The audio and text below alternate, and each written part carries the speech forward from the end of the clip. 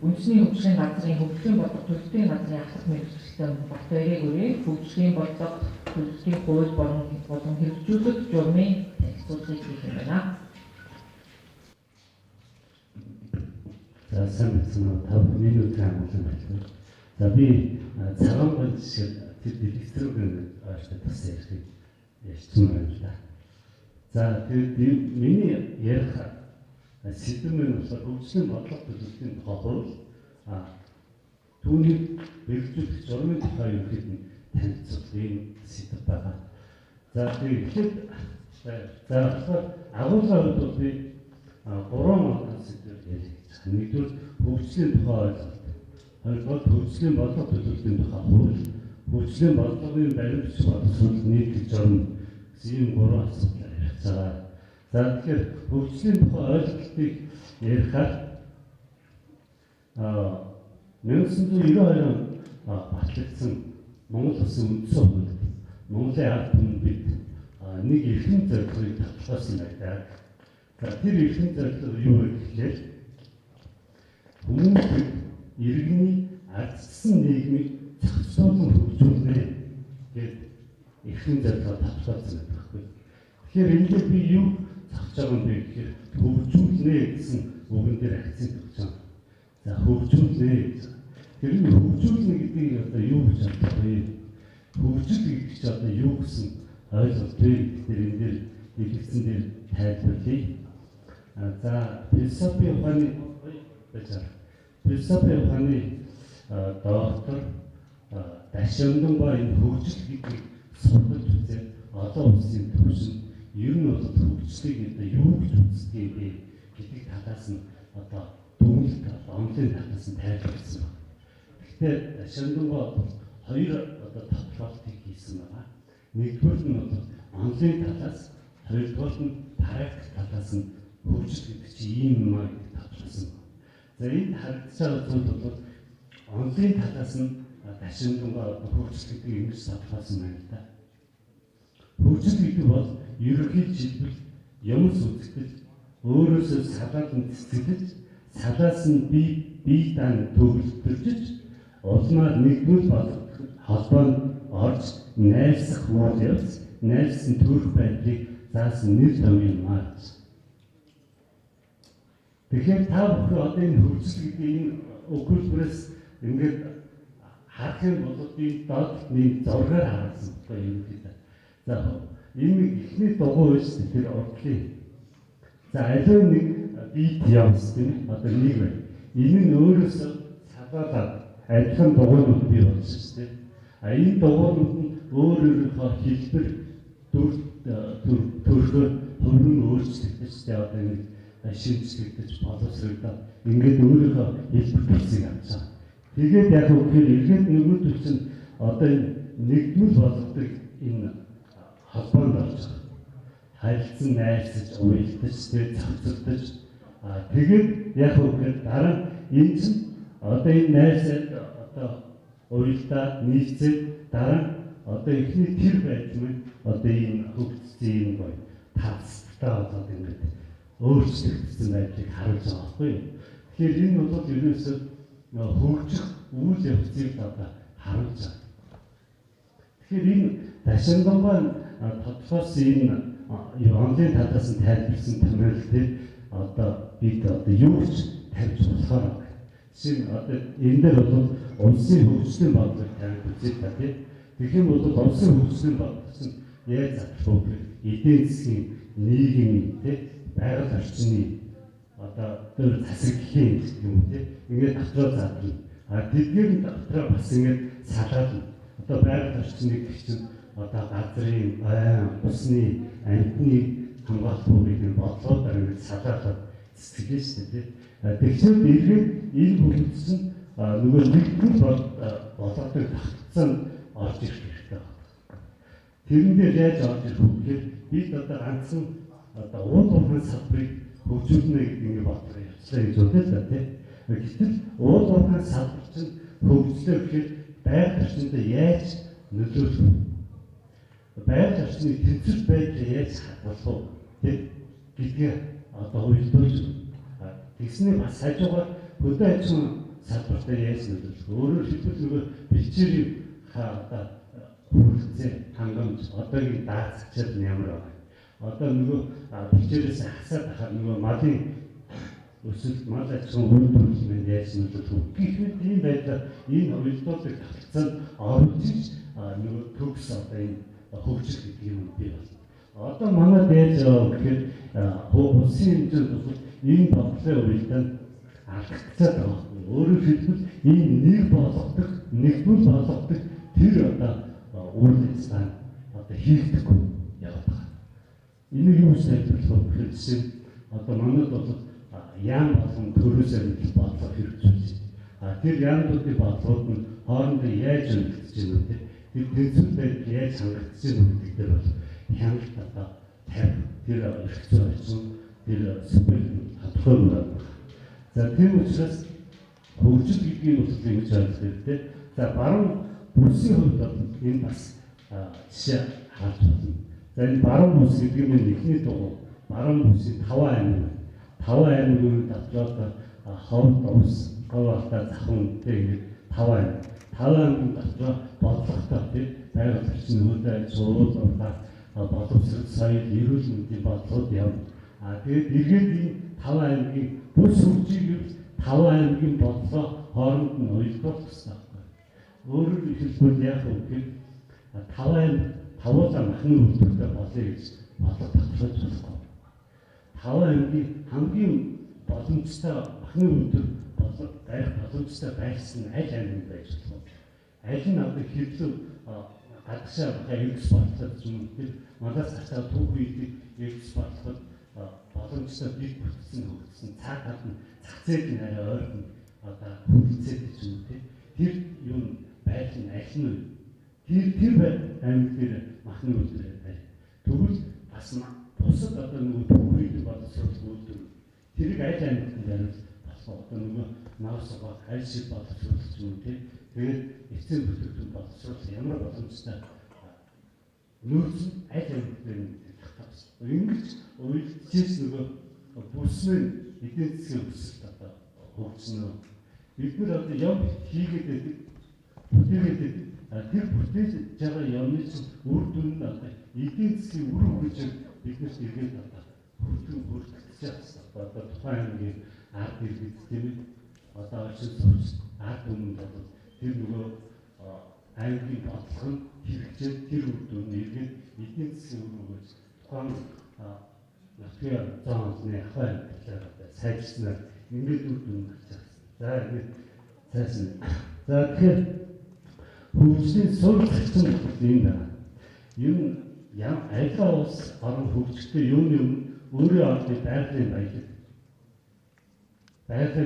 түүхий хүний оюуны чадвар үйлдвэрлэх хүчний нөөц үйлдвэрлэлийн технологи хэрэглэх техникийн боломж дүн шинжилгээ хийж тэдгээр дэлхийн төв бүс нутгийн бусад орнуудтай зэрэгцүүлэн тэгээд зөвхөн юугаараа тэднээс давуу харьцангуй болохоор тоо чанарын үзүүлэлтээр тодорхойлж түүндээ түшигдсэн алсын гэдгийг харсан хөгжлийн амжилттай бодлыг тодорхойлж хэрэгжүүлдэг байна.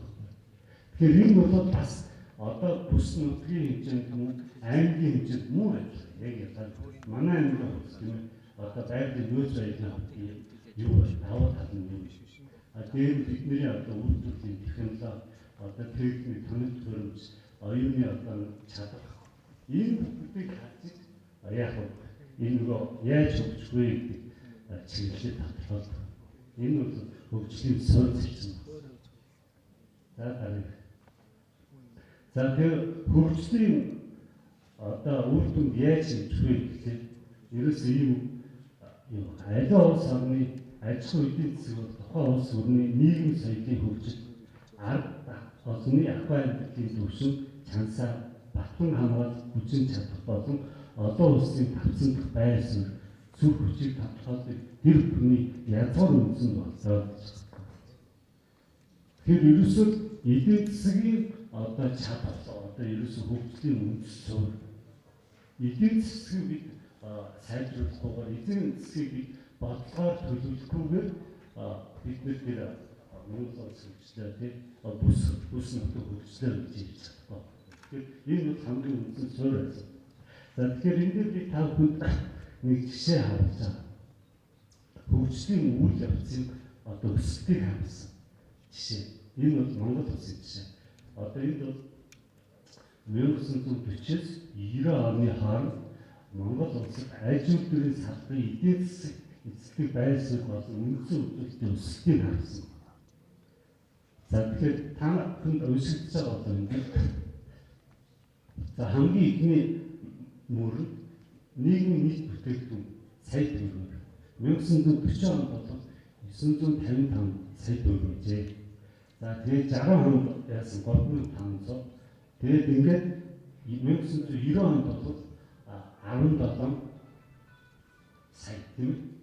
Тэгээд ийм болсон 17 тэрбум болоод ингээд хөгжсөн байна. Энэ дээр энэ бол хөгжиж харагдаж байгаа. Хөгжил гэдгийг бол бид түрүүн тайлбарласан шүү дээ. Одоо дэржих дээшлэх одоо энэ үйл явдал. Одоо өмнөх байдалтай ингээд байгаа тэр бол хөгжил биш. Энэ юунаас хатар хөгжлийг хараад байна шүү дээ. Аж үйлдвэр нь яаж хөгжиж байгаа энэ тоогоор тоон өссөн байна. Нэг хөгжиж байна. За энэ доош нь харах юм бол аж үйлдвэрийн нийт бүтээгдэхүүн сая төгрөг. Нийт бүтээгдэхүүн эзлэх хувь одоо 40 онд бол 12 байсан бол 90 онд 49. Одоо үндсэн нийт бүтээгдэхүүн эзлэх хувь аж үйлдвэрийн 49. Бүгдээ ингэж өссөн. Ийм байдлаар ингэж аж үйлдвэрийн салбарын чиглэл үзүүл тус бүрээр ингэ таахад хөгжлийн төвшингийн тодорхойлолт хийжсэн байна. Та манай бүж 90 оноос заатаас энэ дараагийн үргэлжлэл төснөгдөө. За ингээд иймэрхүү байдлаар хийжсэн байна. За цааш цаг юу. За одоо тэгэхээр энэ дээр би нэг график харуулж байгаа. Энэ 2010 оноос 2017 оны хооронд цааш жоохон шахаж ярих хэрэгтэй. 5 минут. За энэ бол 10 оноос 17 оны хооронд дотоодын нийт бүтээгдэхүүн одоо энэ салбараар хөдөө аж ахуй уул уурхай боловсрол үйлдвэр цахилгаан гэдэг салбараар өнгөөр ялгаад харуулж байгаа. Энэ дээр нөгөө өсөлтийг бид харах хэрэгтэй. Одоо бид өсөж байгаа юм хөгжлөмөн яаж явж байгаа гэж харахад энэ заримдаа өсөж явснаа буцаж буугаад өсөв ингээд ийм багтургүй яваад байгаа байхгүй юу? Энэ өсөж байгаа юм шиг өсөөгүй юм шиг ингээд байгаа. Тэгэхээр өсөлт гэдэг бол ингээд багтамжаад шатаар нэг шатаар дахиад дээшлээд явах хэрэгтэй. Ийм үйл явц. За энэ жишээнүүд явсан. За энэ дотоодын нийт бүтээгдэхүүн. За энэ бүсээр харуулсан байна. Энэ болохоор нэг 5 бүстэй манайх байгаа шүү дээ.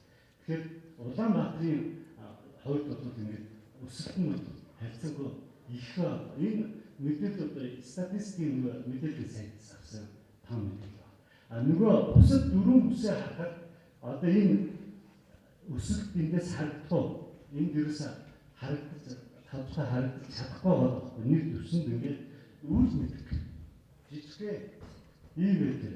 За цааш. Ажлын иргэдийн тоо ямар байна гэхэд өсөж байна. За муу яа. Одоо энэ ажлын иргэд бол айгүй агцсан ийм өөрчлөлт ингээд ясаар багасаад заримдаа ажлын байр нэмэгдээ заримдаа багах болоод тийм ийм байдал таарсан. За хөдөлмөр эрхлэлтийн төвшин. За муу яа. Энэ бол бас нэг өөрчлөлт гарч чадахгүй нэг төвшин чөт жаа юм биш. За ингээд ийм байдлаар сая 4 зураг бол өнөөдөр Монгол улсад бол хөгжлийн бодлого төлөвлөлт ямарчаа байдлаар явж байгааг бид статистик харуулж байгаа. Энэ бол ерөөсөө манай бүх шатнд дээд төвшин, доод төвшин, дунд төвшин бүх шатнд хөгжлийн бодлого төлөвлөлтийн уялдаа хоорондын нийт хангахгүй байна гэсэн. Тийм учраас одоо бид ийм хөгжлийн байна.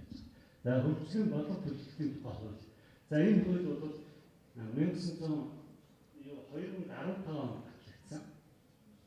Энэ хуулийн зорилго нь юу гэхээр одоо Монгол улсын хөгжлийн бодлогын баримтчийг төлөвлөх, хэрэгжүүлэх, хяналт шинжилгээ үнэлгээ хийх үе шат баримтлах зарчим оролцогч талуудын эрх үүрэг хариуцлагыг тодорхойлох хөгжлийн бодлого төлөвлөлтийг нэгдсэн тогтолцоор бүрдүүлэхэд арилж байгаа. За тэгэхээр би сая нэг 2010-аас 17 оны хооронд статистикийг үзсэн. Бид одоо тэр нэгдсэн бодлого явуулахаар ерөөсөн хөгжлийн дэвш багтаа. Тэгвэл энэ хуулийн зорилго ерөөсөө энэ бүх шатнд нэг хөгжлийн бодлого төлөвлөлтийг уялдуулъя. Нийлүүлъя, нэгтгэе, нэгдсэн аргачлалтай болъё. Нэгдсэн хяналт үнэлгээ хийдэг аргачлалтай болъё гэсэн тийм зорилготой байсан. За хараа тэгэхээр за ингээд энэ хөгжлийн бодлого төлөвлөлтийн тухай хууль бол Монгол Улсын хөгжлийн бодлогыг хадгалж 3 хугацааны бодлогын баримтчийг тавьж өгсөн. За нэгдүгээр бол урт хугацааны буюу 15-аас 20 жилийн хугацаа. Энд бол жишээ Монгол Улсын хөгжлийн үзэл баримт 2030-ыг нэрлэж болно тийм. Энэ бол 2030 он хүртэл Монгол улс нийгэм эдийн засаг байгаль орчин засаглалын хувьд бол бид ингэж хөгжнө гэдэг хөгжлийн чиглэлээр хугацааны бодлого. За энэ дунд хугацааны баримтчид бол 2 хугацаатай байна. Нэгнийх нь 8-аас 10 жил, дараагийнх нь 3-аас 5 жил гэсэн. 8-аас 10 жил болохоор төрөөс баримт бодлого, өсөлтсөн хөгжлийн бодлого, аймаг нийслэлийн хэтийн зорилго гэсэн ийм бодлогод байна. Хугацааны. За 3-аас 5 жил засгийн газрын үйл ажиллагааны өдөр засаг даргын үйл ажиллагаа үндэсний хөтөлбөр улсын хөрөнгө оруулалтын гэсэн юм. За богино хөгжил бол улсын эдийн засгийн нэмийн хөгжил хүнсэн чиглэл аймаг нийслэлийн сумын хөгжил хөтөлбөр чиглэл ийм 3 хугацааны бодлого байна. Тэгэхээр одоо асуудал үүсэж байгаа проблем хаана байна гэхээр бид жишээ энэ төрөөс баримт бодлого гэхэд бол яам болгонд нэгээс 2 төрөөс баримт бодлого явж байгаа. 14 яам гэхээр 15 6 төрөөс баримт бодлого явж байгаа. Тэр төрөөс баримт 15 6 бодлого чинь аймаг нийслэлийн одоо хөгжлийн хөтөлбөр төлөвлөлт яаж сонгох вэ гэж бас айгүй хэрэгцээ одоо бид та бүхэн бол энийг хийж тусаж одоо бодлогын баримтч бичгтээ одоо уялдуулж байгаа бол би хэрэгцэж байгаа. Энэ бол бас тодорхой хэрэгтэй байна. Тэгэхээр энийг бид одоо бодлого хуулийн хүрээнд бол сайжруулах юм одоогийн шаардлага бий болж байна. За цааш.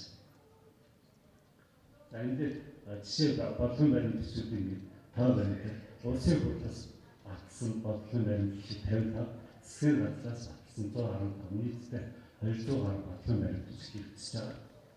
За энэ хөгжлийн бодлогын баримтчгийн хугацааны орон нутгийн түвшинтэй аймаг нийслэлийн хөгжүүлэлтийн дэд засаг даргын үйл ажиллагааны эдийн засгийн нэмийн хөгжүүлэлт үндэсний чиглэл ийм бодлогын баримтч.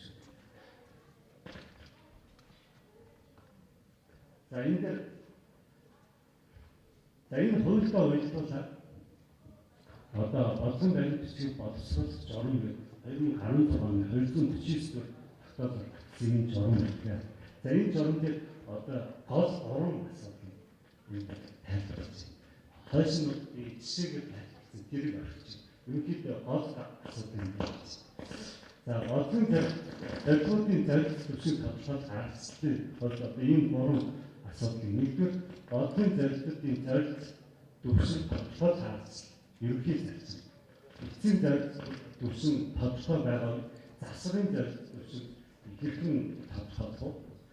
За эцсийн зорилт төвшин тодорхой биш байгаа засварын зорилт төвшин хэрхэн тодорхойлох гэсэн ийм 3 сэдвийн асуудлыг ийм жишээ хийсэн байна. Тэгэхээр ерөөсөө үндсэн бодлого. Нэг явдаа за энэ зорилт төвшин тодорхойлох. За жишээ энэ дээр би жишээ хэлж байна. Жишээ нэгдэг байхгүй юу? 2010 онд батлагдсан шинэ бүтээн байгуулалт бонд хугацааны зорилт хөтөлбөр батлагдсан байна. За тэр хөтөлбөрөөр ингээд зорилтуудаа тодорхойлсон. Ядуурлыг боруулна, хүн амын Улаанбаатар хүн амын хит хөтөлбөрийг боруулах гарсан, баталгааг боруулна. Ингээд зорилтууд тодорхойлсон. Тэгсэн үедээ тэр зорилтуудыг ямар одоо шалгуур үзүүлэлтээр хэмжих вэ гэдэг асуудал тодорхой болохгүй. Түрүү энэ цагаан баярын хэмжин гэдэг яриад байсан. Тэр чинь ерөөсөө ямар шалгуур хэмжээ. Одоо өөрөөр хэлбэл бид нэг ядуурлын боолд ингээд тэр хөтөлбөрт тусгсан байгаа ядуурлыг 2016 онд ядуур хэдэн хувьд хүрсэн гэсэн. Энэ хөтөлбөрийг хэрэгжүүлсэн. Тэр нь болохоор нөгөө шалгуур хэлсэн. Тэгээд дараа нь зорилт төвшнгүүд яаж холбох вэ? Нөгөө хугацаар 10-16 он хэрэгжиж байгаа хөтөлбөр 11 онд бид хэдэн хувь, 12 онд хэдэн хувь, 13 онд ингээд зорилттой он тодтолцоод ингээд хэрэгжүүлэх ёстой байдаг. Гэтэл бол тэр шинэ бүтээн байгуулалтын хөтөлбөрийн үр дүн бол одоо нөгөө утаа буурсан, ажлууд буурсан, ядуур багассан ингээд хэмжих нөгөө хөтөлбөрийн үр дүн үнэлэх гэхэд гарч ирдэг. Улсын хурлын байнгын хоорондын нөгөө хөтөлбөрийн хэрэгжилтийг дүгнээд гаргасан дүн хүчээр 90%, 100% гэсэн. Яаж яваад 100%, яаж яваад 90% гэсэн. Ийм байдлаар манайд бодлогод ингээд төлөвлөлтөд хэрэгжээд явдаг. Тэгэхээр ингээд орон нутгийн тав анхаарах ёстой зүйл юу вэ гэхээр нэгдүгээр бодлогын баримт бичгийг хоорондын уялдаа хангах, нийцүүлэх. Тэгээд тухайн аймгийнхаа хэмжээнд дотоод нийцүүлэх, дараа бүсийнхаа хэмжээнд бусад аймагуудтайгаа яаж одоо уялдааг хангаж бодлого тодорхойлох гэж. Жишээ нь түрүү Хэмбэ Хонго андваа дарга ярьсан. Манай аймаг бол газар тариалан бүтгэн хөгжүүлээ гэж байна. Тэгвэл газар тариалан бүтгэн хөгжүүлэх гэж байгаа бол бусад дөрвөн аймагт бид газар тариалангийн ийм бүтээгдэхүүнийг бид жилдээ хэдэн тоног, хэдэн одоо хувиар бид нийлүүлж чадна гэдэг ийм бодлого уйлдаж гарч болно тийм. Тэгвэл бусад аймагуд бол нөгөө бодлоготой ховд аймагс бид одоо газар тариалангийн ийм нэрийн бүтээгдэхүүнийг жилд одоо нэг 10 бас манайхаас ийм бүтээгдэхүүн ховд аймагт нийлүүлнэ. Бид нийлээд одоо бас ийм бүтээгдэхүүн экспортын гарна. Ховдын буланаар нүтэй говтан хатаагаар ийм бодлоо бид одоо экспорт ийм бүтээгдэхүүнийг өөрчлөлтөж одоо олон улсын зах зээлд нийлүүлэх боломжтой юм. Ийм бодлогыг өмнөж өөрчлөж. Тэгэхээр энэ дээр ерөнхийдөө бусад орнуудын жишээ харахад бол ямиг ингээд детальчлаад хийгээд байгаа байхгүй юу? Жишээ хэрэгтэй. Одоо нэг машин бүтээсэн нэг газар нь ерөөсөө уган хийх. Нэг хэсэг хүмүүс нь зөвхөн тэр арамын төлөвлөлттэй. Гэтэл нөгөө газар нь болохоор яг тэдний детальуудыг чинь нийлүүлэх машин болоод гарсан.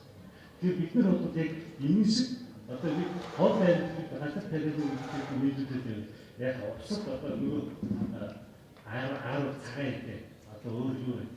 Одоо тэр юмтай нийлүүлээд бусад аймаг.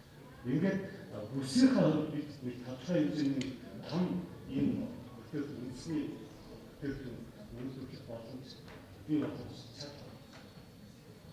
Энэ болох. Тэр энэ дээр хамгийн гол нь бодлогын баримт бичиг боловсруулах хоорондын уялдаа нийслэл